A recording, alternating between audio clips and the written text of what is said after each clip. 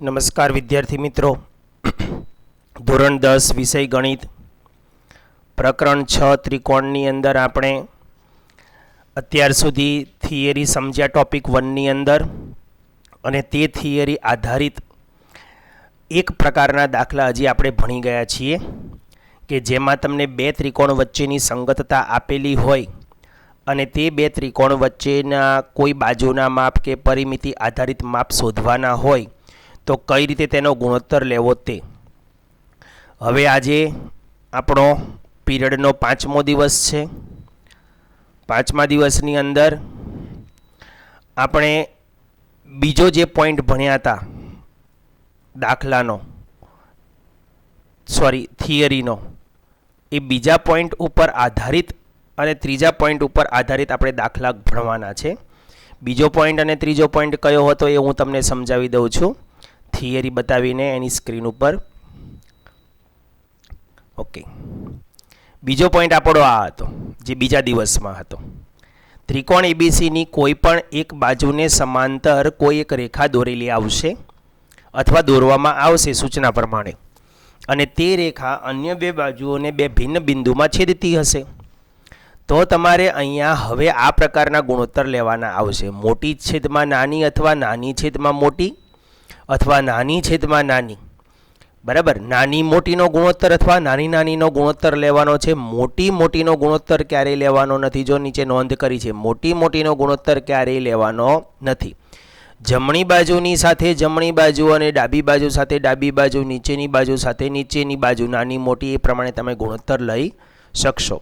એટલે હવે તમારી સૂચના પ્રમાણે આ રીતે એક આકૃતિ આવશે. બીજી એક સૂચના છે સંલગ્ન રેખાખંડોની, એટલે કે કોઈ એક ત્રિકોણના કોઈ એક ખૂણાનો દ્વિભાજક હશે, દ્વિભાજક.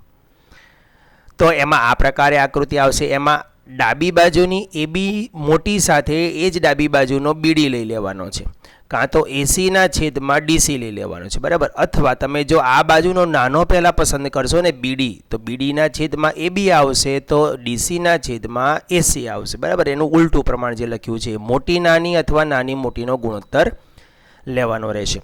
તો આ બે પોઈન્ટને આધારે આજે આપણે એના થોડાક પ્રેક્ટિસ થાય એવા દાખલા સમજીશું જૂના અભ્યાસક્રમમાંથી. બરાબર, તો જોઈએ. ઉદાહરણ લખ્યું છે 9 નંબર. ઉદાહરણને બહુ ધ્યાનમાં નહીં લેતા તમે, એવું લાગે તો અહીંયા મેં જૂની બુકમાંથી એની પીડીએફમાંથી સીધી કોપી પેસ્ટ કરી છે રકમને, એટલે એ રીતે આવતું હશે, પણ તમારે ખાલી એક જ ધ્યાનમાં રાખવાનું છે રકમને. બરાબર, ક્રમને ધ્યાનમાં નહીં આપો તો ચાલશે.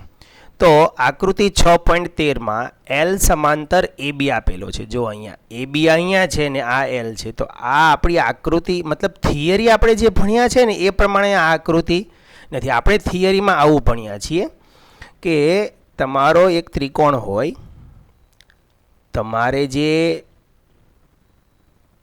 રકમમાં આકૃતિ આપેલી હોય એ જ પ્રકારે દોરીને કામ કરવું એવું મહત્વનું નથી. આપણે થિયરી સમજ્યા છીએ ને, તો થિયરીનો ફોટો મગજમાં હોવો જોઈએ.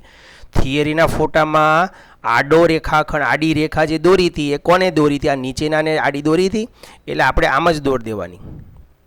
આ એને સમાંતર રેખા એલ છે. બરાબર, હવે તમે વિચારો, અહીંયા એલ સમાંતર એબી, તો મતલબ એબી ક્યાં આવશે? નીચે આવશે. એબી નીચે આવશે તો ઉપર સ્વાભાવિક છે સી ઉપર આવી જશે. આપણે આને જોવાનું છે, આને ધ્યાનમાં લેવાનું નથી. બરાબર, આને થોડીક વાર માટે ભૂલી જાઓ. આ આકૃતિને તમારે શું કરવાની છે? ભૂલી જવાની છે. આપણે આ આધારે દોરવાનું કે લખવાનું નથી. તો એ લોકોએ રકમમાં આપી છે એટલે મેં અહીંયા રકમમાં લીધેલી છે. બાકી ન લીધી હોય ને તો તમને આ સૂચના ઉપરથી પણ ડાયરેક્ટ દોરતા આવડવું જોઈએ. જે એસી ને પીમાં છેદે છે, એટલે આ જગ્યાએ બિંદુ પી છે, અને બીસી ને ક્યુમાં છેદે છે, આ જગ્યાએ બિંદુ ક્યુ છે. સીપી 3 છે, આ ભાગ 3 છે, નાનો ભાગ, આ નાનો ભાગ જોજો. પી એ એટલે કે આ નાનો ભાગ પાછો 4 છે, મતલબ નાના નાના ભાગ આપેલા છે. તો નાનાના છેદમાં નાનું, તો આ બાજુ નાનાના છેદમાં નાનું થાય. ઓકે, આવા વિશિષ્ટ ગુણોત્તરો પણ છે. તથા બીક્યુ 6 છે, બીક્યુ ક્યુબી એટલે આ 6 આપેલો છે. તો સીક્યુ શોધવાનો છે અને આખો બીસી પણ શોધવાનો. તો બીસી કઈ રીતે મળે? સીક્યુ વત્તા QB, બરાબર ને? તો પહેલાં આપણે CQ ને શોધીએ. CQ કઈ સાઈડ છે અને કેવી બાજુ છે, બસ એ વસ્તુને તમે પહેલાં મગજની અંદર બોલાવો. CQ કઈ સાઈડ છે? તો કે જમણી સાઈડ છે. કેવી બાજુ છે? મોટી છે કે નાની છે એમ કહું છું. તો કે નાની છે. નાની હોય તો તમે ઉપર નાની બાજુને લખો. જે શોધવાની છે ને તેને ઉપર લખો CQ. હવે અહીંયા મિત્રો બે ત્રિકોણ વચ્ચેની સંગતતાનું કોઈ સ્પષ્ટીકરણ કર્યું નથી રકમની અંદર, પણ આ થિયરી છે અને થિયરીમાં એમ સાબિત કરી દેવામાં આવ્યું છે, આ પ્રમેય છે એક પ્રકારનો સમપ્રમાણતાનો મૂળભૂત પ્રમેય. એમાં લખી જ દેવામાં આવ્યું છે કે CPQ અને CAB પરસ્પર સમરૂપ છે, બરાબર. એટલે આપણે અહીંયા એને પ્રૂવ કરવાની જરૂર નથી, સીધો જ ગુણોત્તર લઈ લેવાનો રહેશે. ઓકે, તો કે CQ લીધો, જે શોધવાનો છે તે ઉપર. હવે આને અનુરૂપ જમણી જ બાજુ કોણ છે? આ નાની છે. તો નાનીના છેદમાં શું આવવાનું છે? નાની અથવા મોટી આવશે. તો મોટી આપણી પાસે છે, આખો CB છે આપણી પાસે. જમણી બાજુ સાથે જમણી બાજુ લેવાની છે, યાદ રાખજો.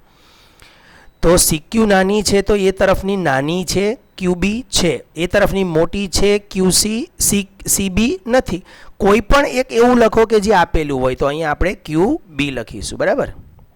નાનું, નાના છેદમાં નાનું, બરાબર. આ બાજુ તો અહીંયા કેવો ગુણોત્તર લેવાનો કે જે આપેલો હોય. તો હવે ડાબી બાજુનો ગુણોત્તર. હવે આ CQ કેનો છે? તો કે ઉપરનો. તો ઉપરનું પહેલાં લખો CP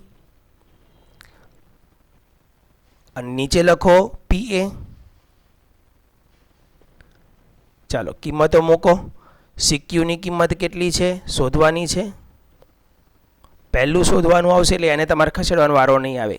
QB છે 6, CP 3 છે અને PA 4 છે.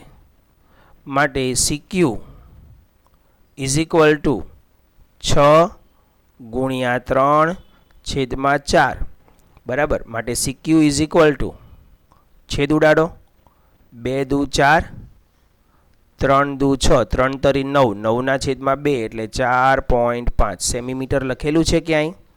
નથી લખ્યું. તો CQ ઇઝ ઇક્વલ ટુ 4.5 આમનામ લખી દેવાનું.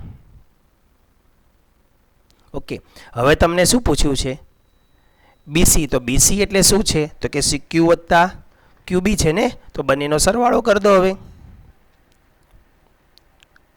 BC is equal to CQ વત્તા BQ અથવા QB જે લખો તે ચાલે. CQ છે 4.5 અને વત્તા BQ તમારી પાસે 6 છે. 6 ને 4 10, 10.5 BC મળશે.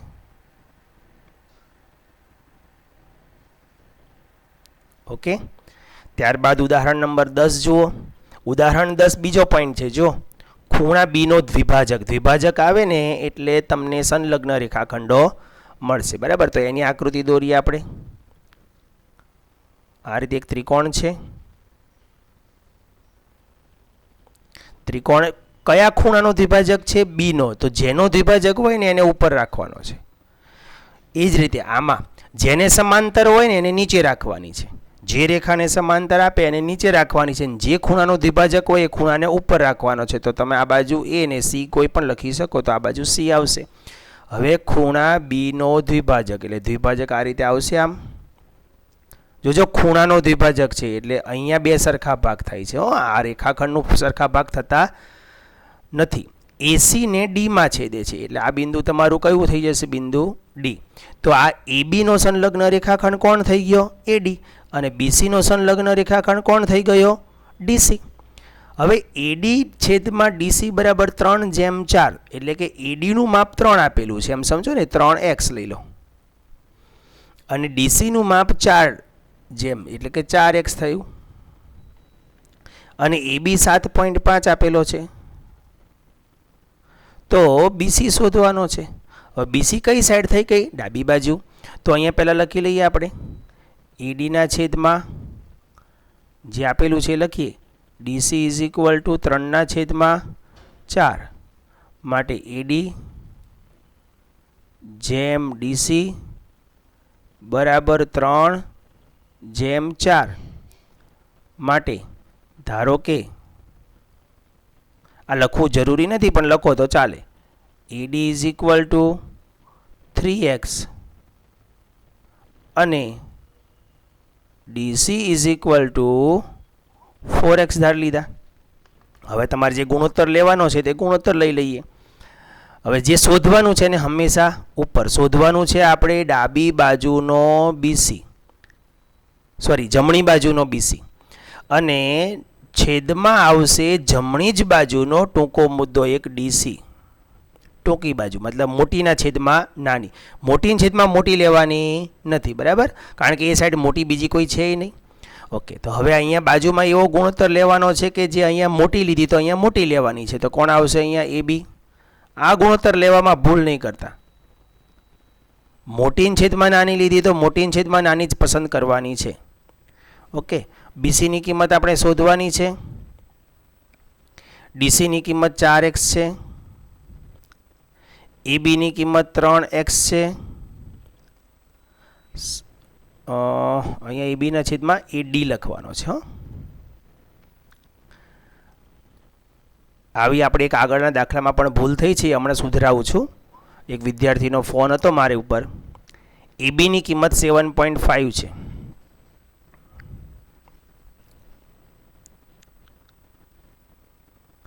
અને એડીની કિંમત છે 3x. ચાલો, તો હવે બીસી ઇઝ ઇક્વલ ટુ, જો આમાં મિત્રો લાભ શું થાય, ખાલી આ જે શોધવાનું છે ને એની નીચે જે સંખ્યા હોય ને એને જ ખસેડવાની આવે. જ્યારે તમે ગુણોત્તર આમાંથી બીજો કોઈ પણ પ્રકારે લખી શકશો, પણ સમરૂપ હોવું જોઈએ. મતલબ આ મોટાના છેદમાં આ મોટું લખી શકો, તો એ રીતે ડીસીના છેદમાં એડી થશે તો નાનાના છેદમાં નાનું, એટલે મોટાના છેદમાં મોટું બરાબર નાનાના છેદમાં નાનાનો ગુણોત્તર તમે કરી શકો. પણ જમણાના છેદમાં ડાબું લીધું તો અહીંયા જમણા નાનાના છેદમાં જમણું મોટું લખી શકો. એટલે હું તમને લખી આપું, આ પ્રકારનો પણ ગુણોત્તર તમે લખી શકો. હું સાઈડ પણ લખીશ, બરાબર. તો જમણી મોટી છેદમાં ડાબી મોટી લખી શકાય છે, વાંધો નથી આવતો. પણ આ વસ્તુ જાળવી રાખવું પડશે. કાં તો તમારે જમણી જોડે જમણી જાળવી રાખો, કાં તો મોટી જોડે મોટી જાળવી રાખો. આ બધી વસ્તુ તમારે કોઈ એક શબ્દને પેરેલલ બનાવવો પડશે. અને ડાબી નાની, ઓકે, બરાબર. એક આ ગુણોત્તર પણ તમે લખી શકો. આપણે જે લીધો છે ને એ આ છે, જોજો. જમણી મોટી આપણે આવું લીધું છે, જમણી મોટી. તો નીચે મેં શું લખ્યું, જમણી નાની. જ્યારે અહીંયા શું લખવાનું છે આપણે, ડાબી મોટી. તો આ બાજુ આવશે ડાબી નાની. તમે જોજો મિત્રો, આમાં વસ્તુ ડિફરન્ટ ક્યાં પડે છે. જો તમે જમણી જોડે જમણી લ્યો છો તો મોટી સાથે નાની આવશે, એ ક્રોસ થશે, મતલબ વિરોધી બનશે. ડાબી જોડે ડાબી લ્યો છો તો મોટી જોડે નાની આવશે, બરાબર. જ્યારે અહીંયા મોટી તમે સમાન રાખો છો તો જમણી ડાબીનો વિરોધી થશે. તમારે મોટી અને નાનીનો વિરોધી કરવાનો છે, કાં તો જમણી અને ડાબીનો વિરોધી કરીને એ રીતે ગુણોત્તર બનાવવાના રહેશે, બરાબર. આ પણ ગુણોત્તર લખી શકો તમે, આવા પણ ગુણોત્તર લખી શકો. અથવા તમને એમ લાગે કે જે આપેલું છે એને મારે નીચે રાખવું છે તો કાંઈ વાંધો નહીં, તમે એબીના છેદમાં બીસી પણ લખી શકો. આનો ઉલટ પ્રમાણ પણ લખી શકો, આનું ઉલટું પણ લખી શકો, અને એ જ રીતે આનું પણ ઉલટું તમે લખી શકો, બરાબર. એટલે અલગ અલગ પ્રકાર છે, પણ સમપ્રમાણતા જળવાવી જોઈએ. ઓકે, તો બીસી અહીંયા આવશે 7.5, એટલે હું ત્યાં 75 લખી દઈશ ખાલી, ગુણ્યા 4x. ત્યાં 75 લખ્યા છે એટલે એનો પોઈન્ટ કાપીને નીચે 10 લખવાના ને, અને નીચે 3x તો છે જ. હવે x ઉડી ગયા. 25 તરી 75, આને ઉડાડો. 25 ચોક 100, 100 છેદમાં 10, 100 છેદમાં 10. માટે બીસી બરાબર 100 છેદમાં 10 એટલે 10 થઈ ગયા. બીસી બરાબર 10. સમજાઈ ગયું? તો આ રીતે તમારે આ ખૂણાના દ્વિભાજકવાળો પ્રશ્ન આવે. હવે આપણે એક પ્રશ્ન જે મેં તમને કીધું હતું કે એક ગુણોત્તર લેવામાં ક્યાંક ભૂલ હતી મારે, એ તમને સમજાવું. હા, આ જે અહીંયા જુઓ, આમાં આપણે કિંમત મૂકવામાં એક ભૂલ કરી છે, એક એને પણ સુધારો કરી લઈએ. YZ છે, આ YZ નીચેનો છે, બરાબર. નીચે સાથે નીચેનો BC આવી ગયો, નીચે સાથે નીચેનો આવ્યો. હવે મેં અહીંયા લખ્યું છે XY ના છેદમાં AB. ગુણોત્તર બરાબર છે પણ કિંમત મેં ખોટી લખી છે. જો આ ABની કિંમત અહીં મેં કેટલી લખી છે 3x, જ્યારે ABની કિંમત તો કેટલી છે ખરેખર 4x છે. એટલે હું અહીંયા સુધારો કરી લઈશ. બરાબર, અહીંયા લખીશ હું 4x. જો ત્યાં 4x લખીશ તો પછી આને હું બસ આખું ભૂસી નાખું છું, કિંમતમાં પણ ડિફરન્ટ આવશે. ઓકે, તો અહીંયા 5 ગુણ્યા 6x છેદમાં આવશે 4x. x ઉડી ગયો. અહીંયા 2 દુ 4, 2 તરી 6, 5 તરી 15 ના છેદમાં 2 એટલે 7.5. મિત્રો આ દાખલો સુધારી લેવા વિનંતી છે. બરાબર, કયા દિવસનો છે એ પણ તમને બતાવી દઉં. દિવસ નંબર 4, એનો શરૂઆતનો જ 8મો દાખલો છે. ઓકે, તો આગળ વધીએ. ગુણોત્તર બરાબર હતો પણ કિંમત એમાંથી ખોટી લખાઈ ગઈ હતી. એટલે આ બધી બાબતો ધ્યાનમાં રાખવી પડશે. જેમ મારે થાય છે એમ તમારે પણ થઈ શકે. ઓકે, ત્યાર પછી પ્રશ્ન નંબર 11 જુઓ. ત્રિકોણ PQRમાં ખૂણા P નો દ્વિભાજક, એટલે ફરી પાછી આકૃતિ દોરું. ખૂણા P નો દ્વિભાજક જે રીતે તમને અહીંયા પ્રશ્ન આપવામાં આવે છે એ રીતે તમારે આકૃતિ દોરવાની. કોનો દ્વિભાજક છે? P નો. તો P ને ક્યાં રાખવાનો છે? ઉપર. જેનો દ્વિભાજક હોય ને એને ઉપર રાખવાનો અને જેને સમાંતર હોય ને એને નીચે રાખવાની. P, Q અને R. ખૂણા P નો દ્વિભાજક તો QR ને ક્યાંક છેદતો જ હોય. QR ને S માં છેદે છે. હવે અહીં ગુણોત્તર આપ્યો છે. જો PQ જેમ PR બરાબર 5:4, તો PQ અહીંયા 5x લખીશ અને PR અહીંયા 4x લખીશ. અને SR 5.6 આપેલા છે, 5.6. તો તમારે આખો QR શોધવો છે. આખી વસ્તુ ક્યારે શોધી શકો? જ્યારે તમને QS મળશે ત્યારે. બરાબર, તો ધારો કે કરીને લખીએ. પહેલાં જે આપેલું છે એ લખીએ. PQ જેમ PR બરાબર 5:4. તો માટે ધારો કે PQ બરાબર, તમે 5:4 ના 5 અને 4 જ લખો ને તો પણ ચાલે. એક્સને એવું ધારવાની જરૂર નથી. PR બરાબર 4x થાય. હવે તમારે જે ગુણોત્તર શોધવો છે કોને? તો કે જમણી બાજુની ડાબી બાજુની નાની. જો ધ્યાન આપજો. ડાબી નાની, આમાં નીચેની એમ નહીં લેવાની અને એમ લેશો તોય ચાલશે. ડાબી બાજુની નીચેની, તો ડાબી બાજુની ઉપરની આ તમારે લેવાની છે. મતલબ QS તમારે આવશે.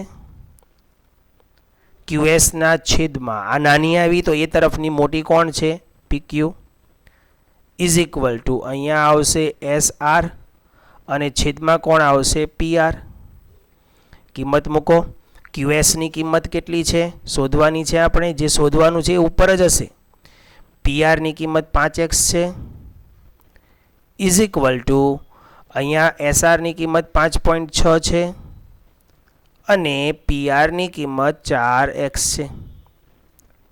મિત્રો હવે QS શોધવાનો છે તો QS અહીંયા જ રહેશે. 5.6 ના 56 લખું છું ગુણ્યા અહીંયા 5x લખું છું અને 56 છે એટલે છેદમાં આવશે 10 છેદમાં 4x. x ઉડી ગયા. 14 ચોક 56 બરાબર અને 14 પંચા 70. 70 ના છેદમાં 10 એટલે 7.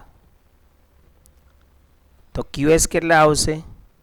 7 સેમીમીટર લખેલા છે તો 7 સેમી લખવું પડશે. 7 સેમી. ઓકે, જો સેમીમીટર લખેલા હોય તો તમારે સેમીમીટર લખવા પડશે, નહીંતર અડધો માર્ક્સ કપાઈ જશે. હવે સાથે સાથે બીજું આખું શોધવાનું છે ને QR. તો કે QR is equal to QS plus SR. QS નું મૂલ્ય આપણી પાસે 7 આવ્યું અને વત્તા 5.6. 7 ને 5 12, 12.6 સેમી. કોનું માપ છે આ? QR નું.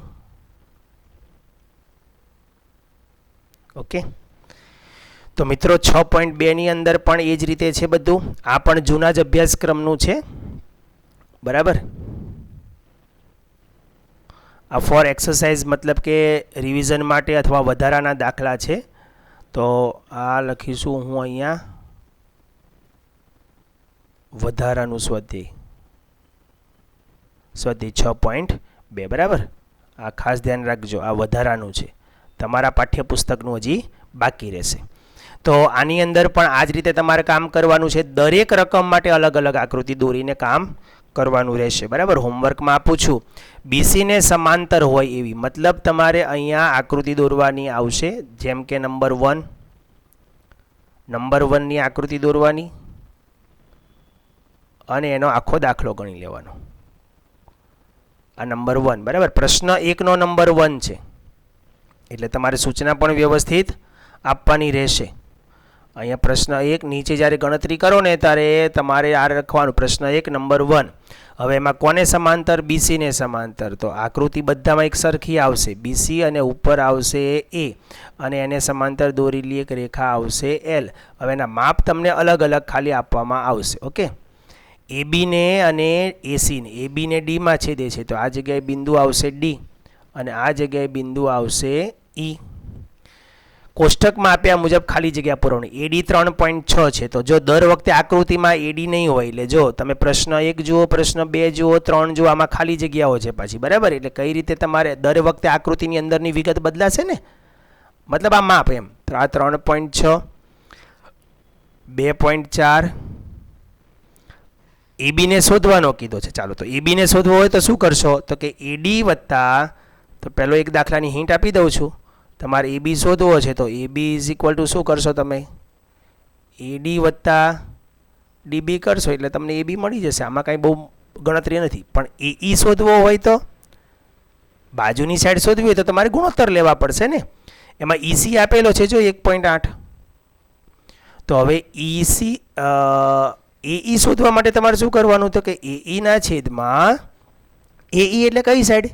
જમણી બાજુની ઉપરની નાની. જમણી બાજુની ઉપરની નાની તો જમણી બાજુની નીચેની નાની. ઈસી લઈ લો. નાની છેદમાં નાની, નાનીના છેદમાં મોટી લખી શકો પણ મોટી તમારી પાસે તો નથી ને આખી.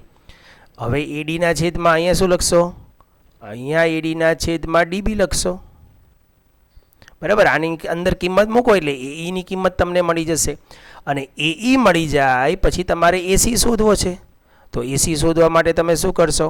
એસી ઇઝ ઇક્વલ ટુ એઈ વત્તા ઈસી, બરાબર. એટલે આ રીતે 3 મુદ્દા દરેકની અંદર 3 ખાલી જગ્યા છે એટલે 3 વખત મુદ્દા 3 પોઈન્ટ્સ તમારે પાડવા પડશે, બરાબર. તો આ પણ પ્રશ્નો તમારે જાતે હોમવર્કમાં કરવાના છે. અહીંયા ખૂણા સીનો દ્વિભાજક આપેલો છે એટલે આ પણ પ્રશ્ન તમારે જે આપણે હમણાં ગણ્યો ઉપર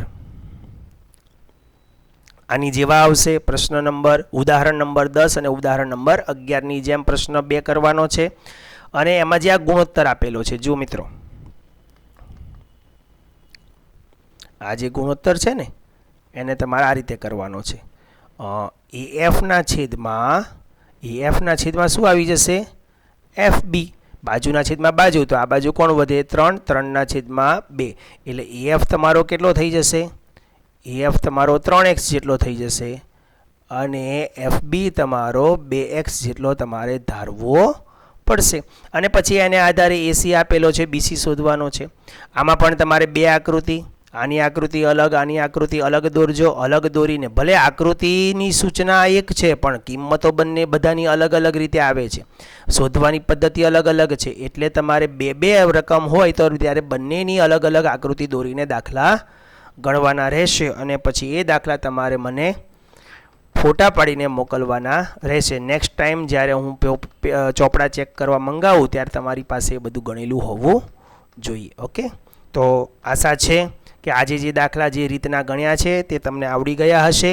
વધુ પ્રેક્ટિસ માટે તમારી સામે આ સ્વાધ્યાય મૂકેલું છે એટલા માટે કે તમે જાતે ગણો અને થોડીક હિન્ટ આપી દીધી છે. જો શક્ય હોય અને તમને ન ખબર પડે તો મને ફોન કરીને પૂછી શકો છો. જય હિન્દ, જય ભારત.